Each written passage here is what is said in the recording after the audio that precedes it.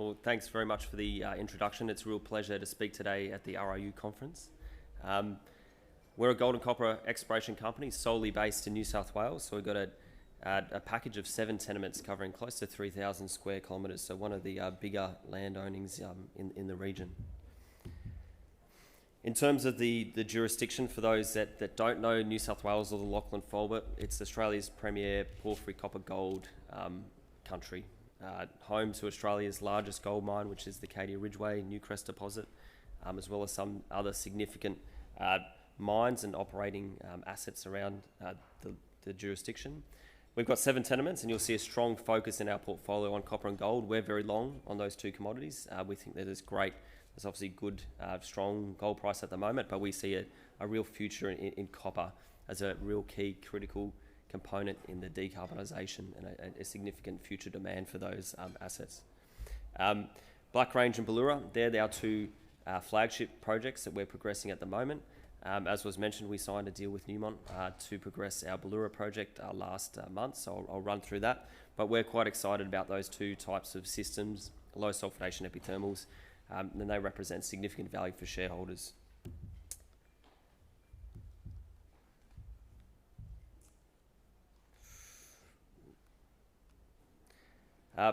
Brief company overview. We're quite a small team operating out of central New South Wales, so we don't have a corporate office in Sydney. David Carlin, Doug Menzies and Matt Wall as our non-exec directors, and Tom Wall and myself as the management. So Tom and I are down at the booth today. We've got some dual core and some rocks, so if people are keen to come down and see, those would be happy to run through what that looks like and what that emerging discovery at Ballura looks like as well. Just touching on the market cap, hovering around 13 mil, we think that presents a fantastic buying opportunity for shareholders. Hopefully by the end of this presentation I can demonstrate that the blue sky potential we see in some of our assets and just what that may translate to in terms of that shareholder growth. So Ballura, I'll run through this project. It's an emerging district scale low sulphidation epithermal. So as mentioned, Tom and I, we pegged this ground about 2.5 years ago. So it cost us $0 to acquire it. And in 2 years, we've added some significant value to it, to the point that we attracted the attention of Newmont, who have farmed in. So we see that as a great deal for our shareholders, provides significant funding. It's a discovery-focused joint venture. So what we see from that is an attention to a program of works that's going to realise potentially what we're looking for is a tier 1 gold deposit there. Importantly, at the back end of the agreement is this carried through to production. So there's a financing option there that Newmont provide for us to take up at our election, which would see us owning 20% of potentially a Newmont-sized mine. So we see that funding as being great for shareholders in terms of providing security and surety to progress that project forward. In terms of the project, Ballura is a district scale. We've pegged virtually the entire district there, 330 square kilometres. The main area of interest is this vein field. When you talk about a 30 square kilometre vein field, you're talking about a globally significant system there. So that's epithermal veins mapped at surface, untested potential. When we picked it up, this project had 1 drill hole for every 75 hectares at an average depth of close to 90 metres, so very untested. And we've only just ticked over 5,000 metres of drilling. So it's an extremely early greenfield project. There's high grades, and importantly, it's a preserved epithermal system. And I'll run through the drill results that we put out today, which sort of confirm our initial interpretation that we are looking at a preserved, large-scale, low sulphidation system. So this is the diamond drill results that we did earlier this year. We pulled out some fantastic-looking core. This vein field had never had a single bit of diamond drilling into the low sulphidation veining, so it was a real technical breakthrough doing that drilling. Core textures and textural observations are key in understanding these types of mineral systems.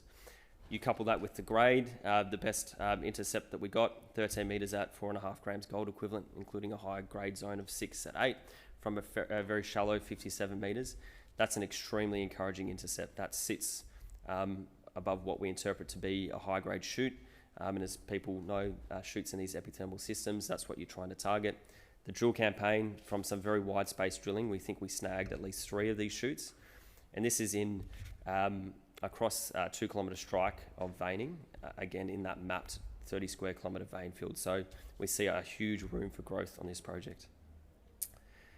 This sort of helps contextualise that success in that drilling and what that hole looks like. We're calling it the blue cap shoot, 6 metres at 8 at a 50 metre depth profile. We're seeing very high levels of antimony in there.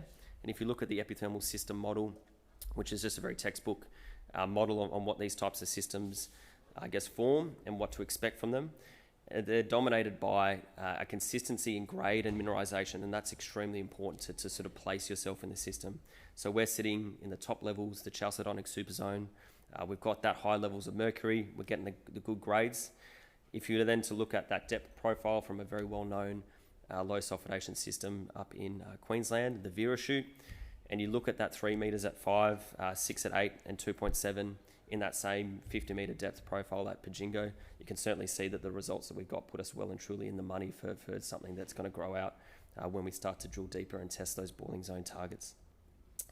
That just puts that Vera shoot into perspective across that vein strike. That Vera shoot is 500,000 ounces. So you stack up these shoots and all of a sudden you've got a significant epithermal system on your hands. Where this sits in terms of a globally, I mentioned it being a globally significant project. Obviously, there's good endorsement from Newmont that they agree with that proposition, but it's of similar size to multi-million ounce vein fields found globally. We're very early stage, as I mentioned, but the mapping that we've done to date certainly stacks the system up from a scale potential. The blue that you can see in our Ballura vein map there, they're the veins that have been tested to date, very wide space drilling. So we've really done around 10% of the known epithermal veinings in these wide space drill holes there. And you can just point out, that Vera shoot in the Pajingo vein field system as well. So when we were realising that Ballura was going to be a pretty special system, we started to look around New South Wales, and our thought process was there has to be at least another one out there. We picked up Black Range. It's another low sulfidation epithermal. It's about 3 times the size of Ballura, so it's huge. I think it represents about half the size of the ACT from a land footprint perspective. So it's a massive, massive system. We really like it. It's 65 k's from Ballura.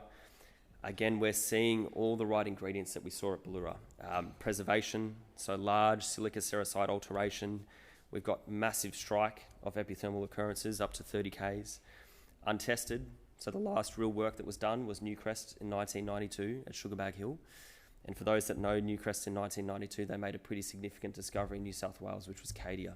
So they dropped this ground after that Cadia discovery, and there's been no on-ground exploration done at that prospect since.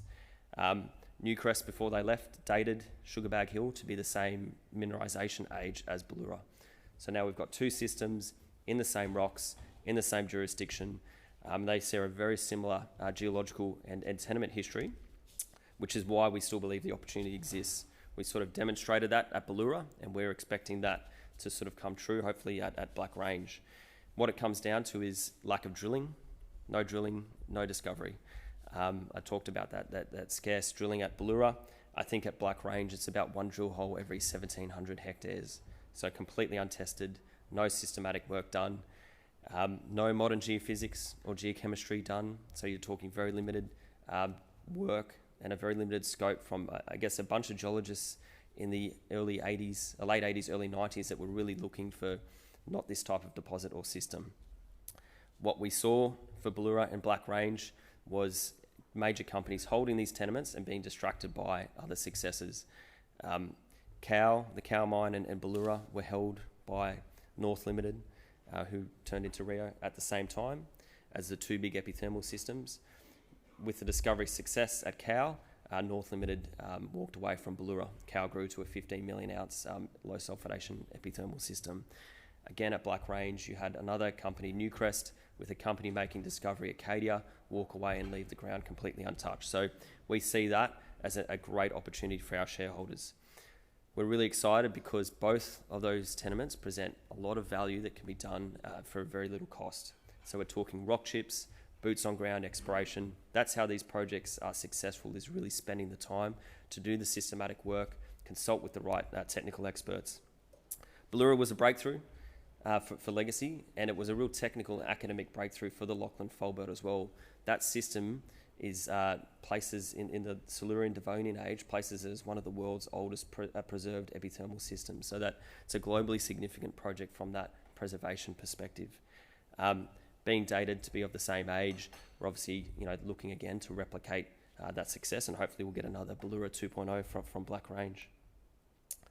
I'll briefly touch on two of our other projects, which are also in our current pipeline, and it just sort of demonstrates the depth that this company has in terms of these projects.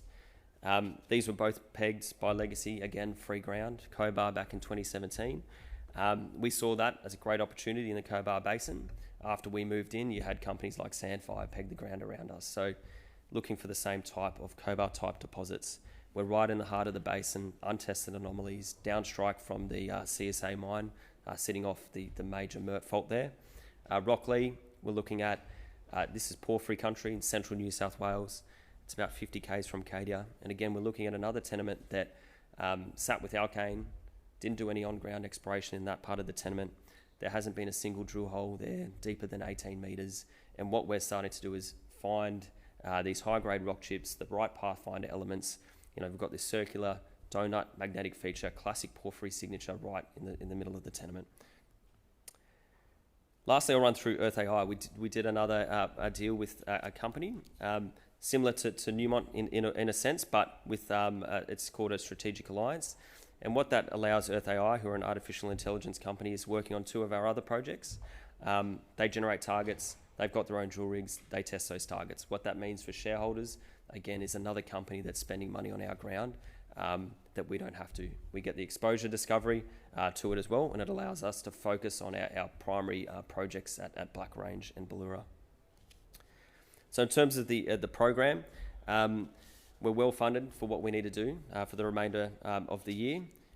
We've got Newmont and Earth AI. That partnership funding totals close to $20 million over 8 years for those parties that they can choose to earn up into. And then we've got, as I said, boots on ground, reconnaissance rock chipping at Black Range and Rockley. So what that means for shareholders is good continuous news flow. We're an active explorer. We put some results out today, so I encourage people to read those that announcement and come have a chat to us about it. But we're expecting it to be a pretty exciting year, particularly as we ramp up that discovery campaign with Newmont at Ballura. So to sort of summarise, there are a lot of great companies out today, and this is a great session. So it's a real honour to be presenting amongst some really good companies out there, but we see it as a really sound investment decision for new shareholders coming on. We've got the emerging discovery at Ballura. We're hoping that translates into something that's going to be quite a large system.